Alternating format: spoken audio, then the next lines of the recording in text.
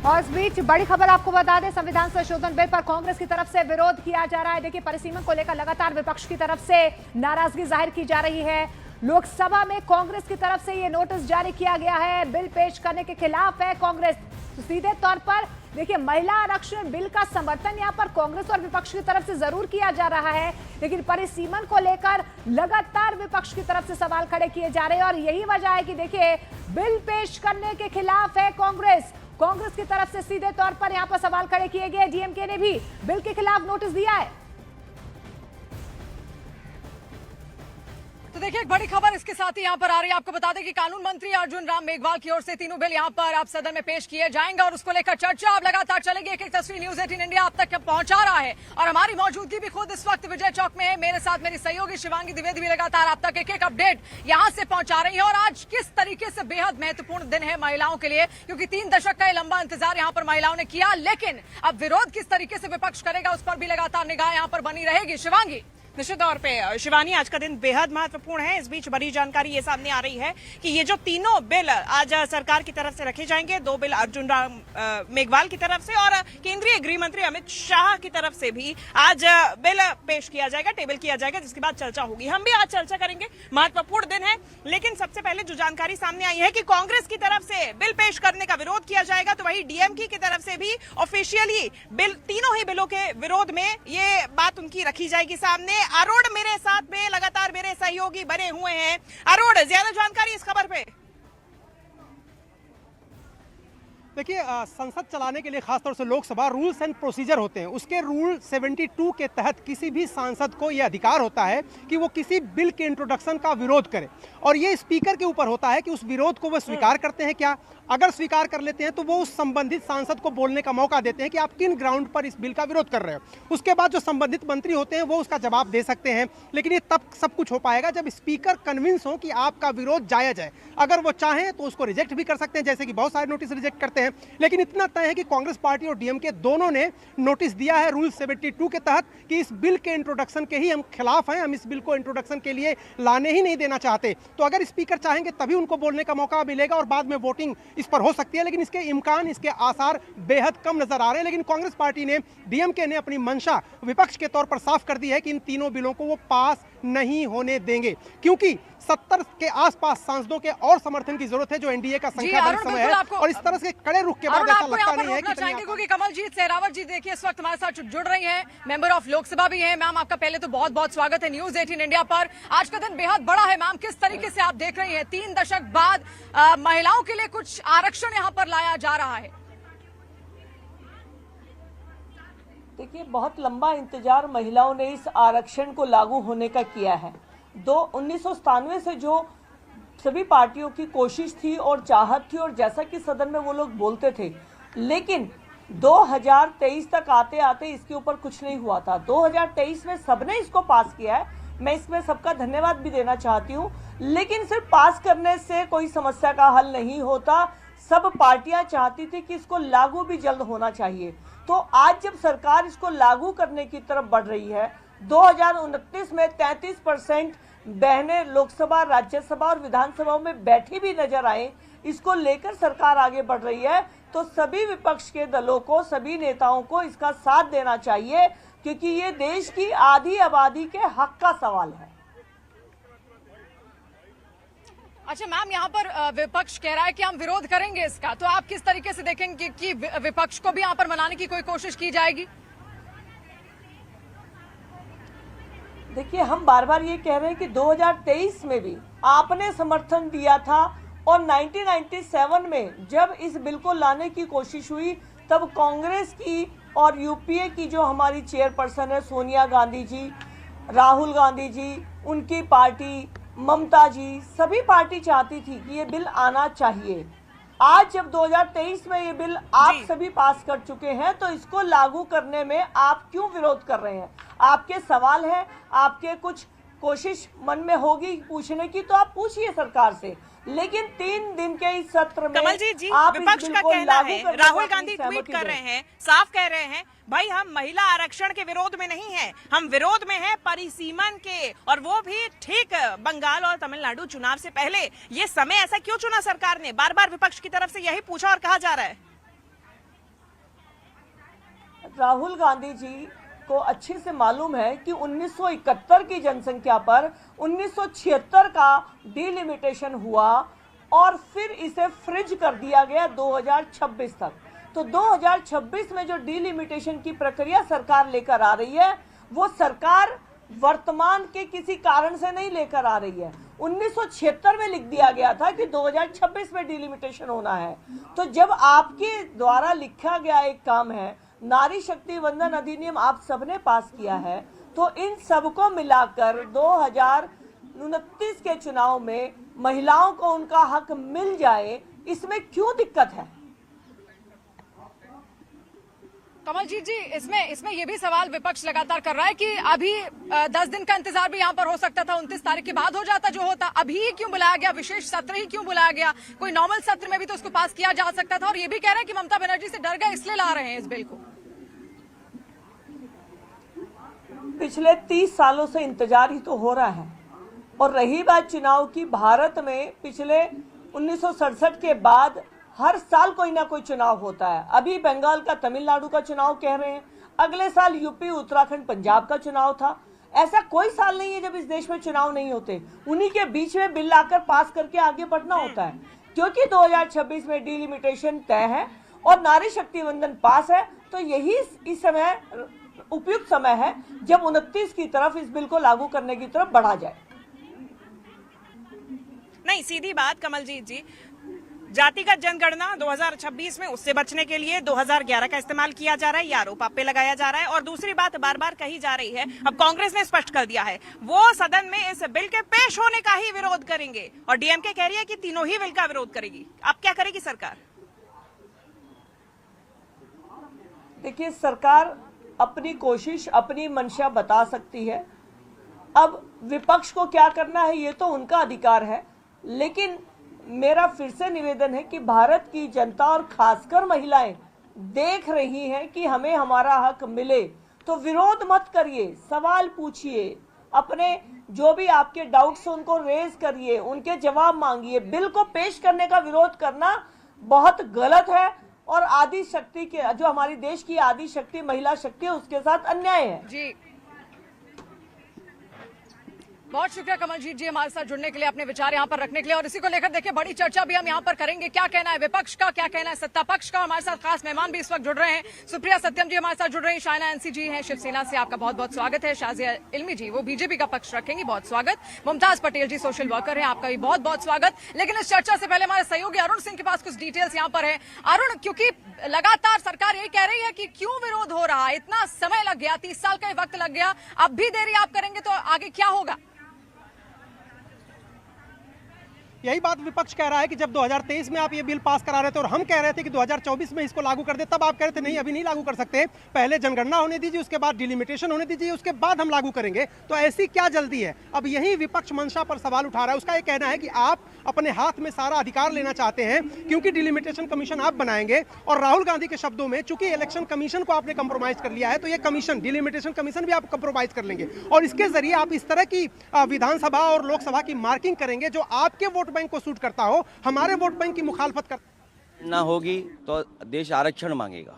ये सबसे बचना चाहते हैं लोग। ये पीड़ित, दलित, मुस्लिम, पिछड़ा, आदि आबादी सबके खिलाफ लोग हैं। जहां देश में अगर हम आंकड़े देखें तो संरक्षण की ज़्यादा ज़रूरत है आरक्षण के साथ साथ। और ये सशक्तिकरण नहीं है, ये तुष्टीकरण के लिए है।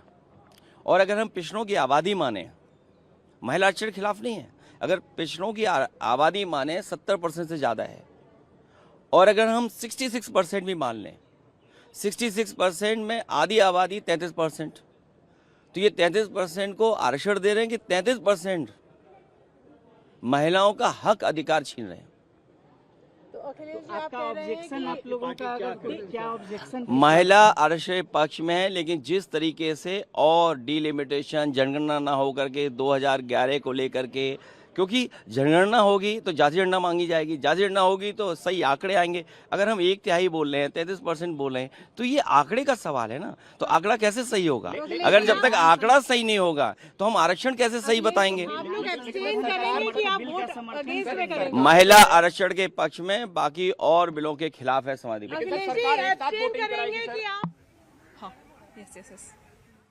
तो अखिलेश यादव को आप यहाँ पर सुन रहे थे, समाजवादी पार्टी के अध्यक्ष अखिलेश यादव, और उन्होंने कहा कि अगर हमारे पास आंकड़े नहीं होंगे तो फिर हम आगे की बात ही यहाँ पर कैसे कर पाएंगे। लगातार शायना एनसीजी हमारे साथ जुड़ी हुई है, शिवसेना की नेता भी हैं। ठीक है, कोई नहीं, मैं बीजेपी से ही सवाल यहाँ पर शुरुआत यहाँ पर कर लेती हूँ। किस तरीके से मैम आप देख रही हैं, क्योंकि अब कहा जा रहा है कि कोई असामान्य जल्दबाजी यहाँ पर की जा रही है आपकी ओर से, और क्या आप ऐसा भी आ रहा है कि ममता बनर्जी से डर गई है इसलिए लाया जा रहा है ये सब कुछ? नमस्कार और आदाब। आज एक ऐतिहासिक दिन है। कभी कभी इतिहास लिखा नहीं जाता, वो धड़कता है, वो बोलता है और पूरे देश की आत्मा को झकझोर कर रख सकता है।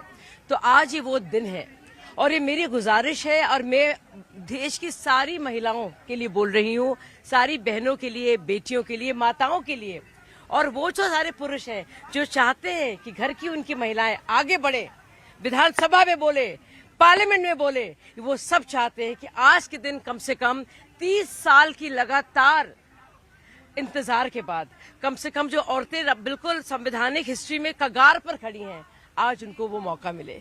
तो मेरे हाथ जोड़कर मेरी प्रार्थना है विपक्ष से कि खुदा के वास्ते आप इसको और ना लटकाएं।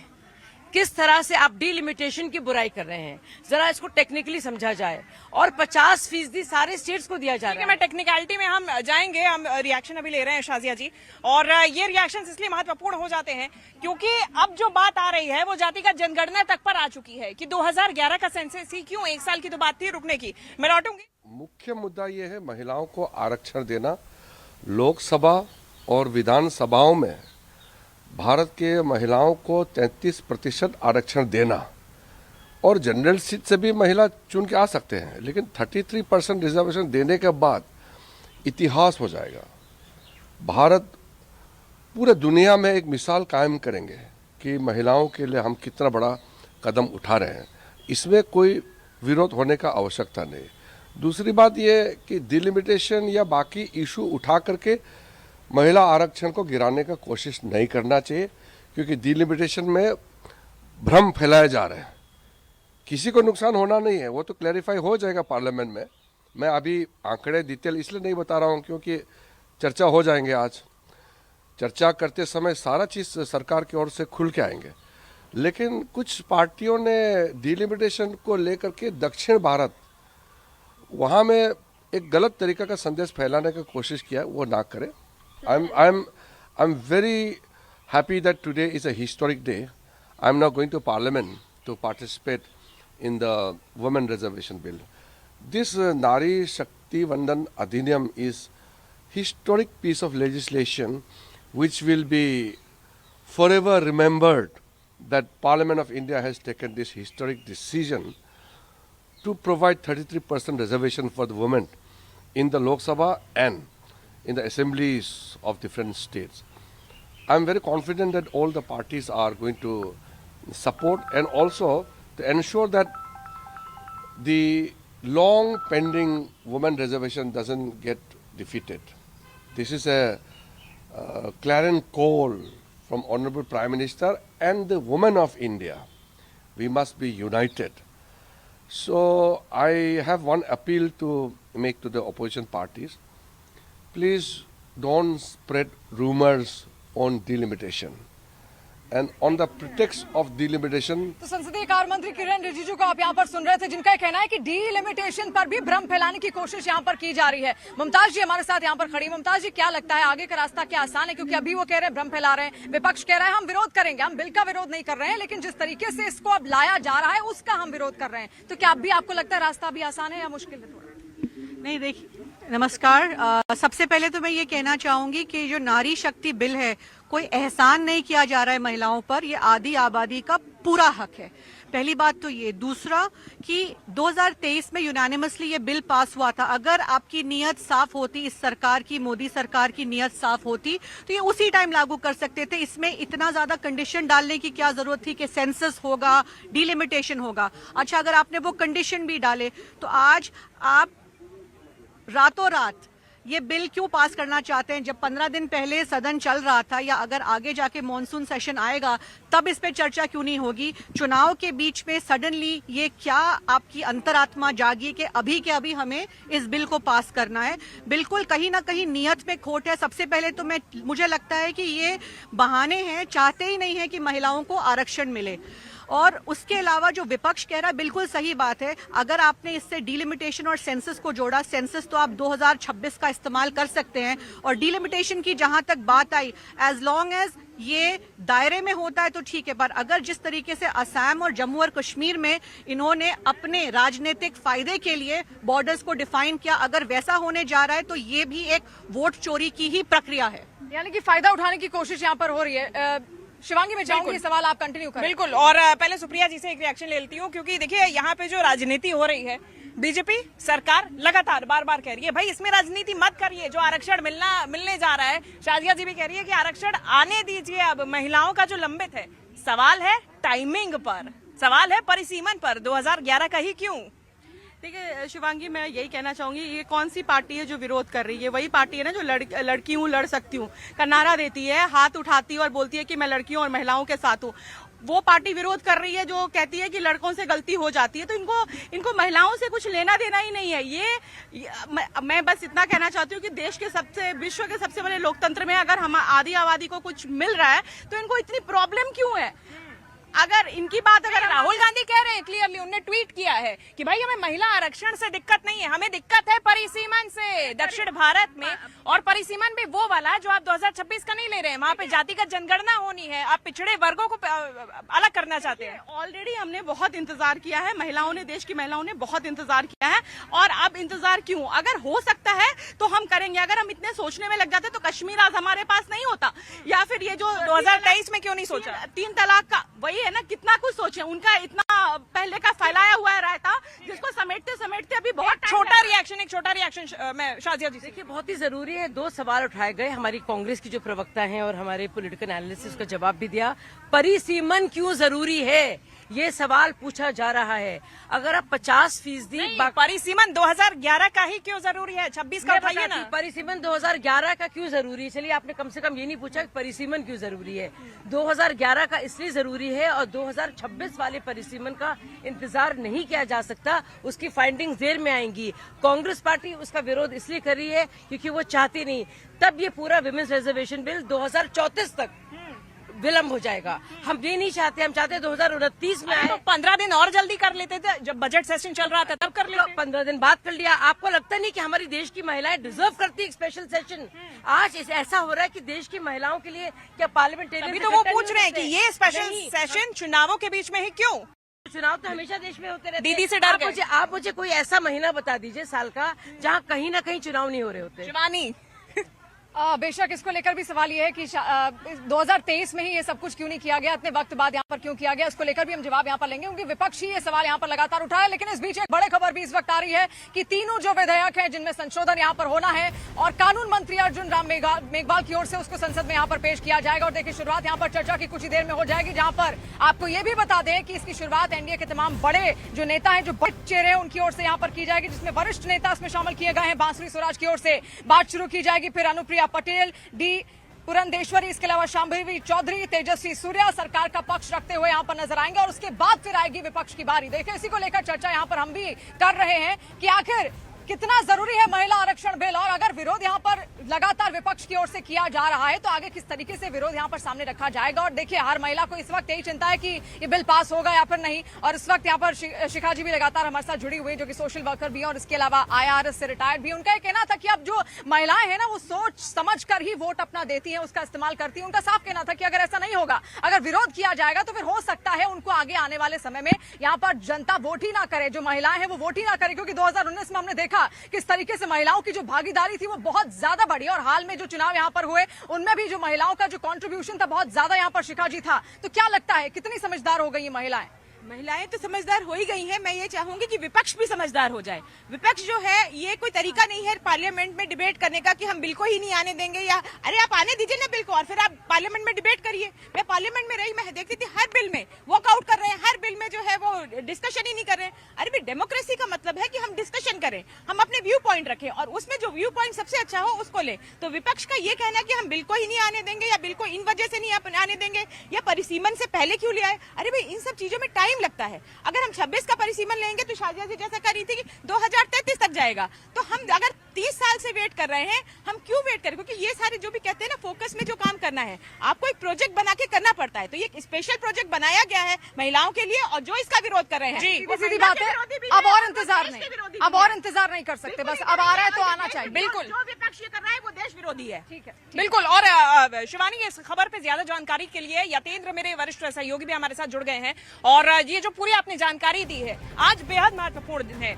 और अर्जुन राम मेघवाल की तरफ से, कानून मंत्री की तरफ से, केंद्रीय गृह मंत्री अमित शाह की तरफ से जो लोकसभा की प्रोसीडिंग्स हैं, ये तीनों बिल टेबल किए जाएंगे। यतेंद्र, अब देखिए पेश तो किए जाएंगे, कांग्रेस ने अपना रुख साफ कर दिया है, हम पेश करने का भी विरोध करेंगे, लेकिन ऐतिहासिक दिन तो है।